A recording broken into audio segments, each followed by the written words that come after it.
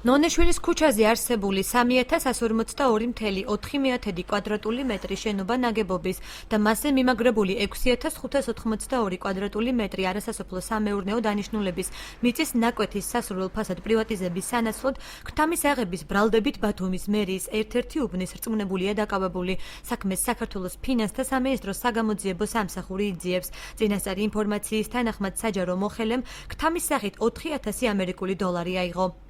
გამოძიებით დადგენილია, რომ მოლე გარველაძემ ქალაქ ბათუმში ნინაშვილის ქუჩაზე განთავსებული 3142 კვადრატული მეტრი შენობა ნაგებობის და მასზე მიმაგრებული 6582 არასასოფლო სამეურნეო დანიშნულების მიწის ნაკვეთის სასურველ ფასში პრივატიზებაში დახმარების გაწევის სანაცვლოდ ქთამის სახით აიღო ფულადი თანხა 4000 აშშ დოლარი.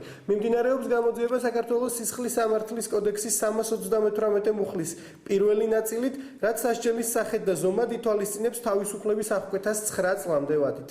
აღნიშნული აუქციონი, რომელიც შემსყიდველს 1.500.000 ამერიკული დოლარის ოდენობის ინვესტიციის განხორციელებას და ტერიტორიაზე სამაცივრე და სასაწყობო მეურნეობის განთავსებას ავალდებულებდა, დღეს პრეტენდენტთა არარსებობის გამო არ შედგა. აჭარის მთავრობასა და მერიაში აცხადებენ, რომ საქმის დეტალებს არ იცნობენ და გამოძიების დასრულებას ელოდებიან.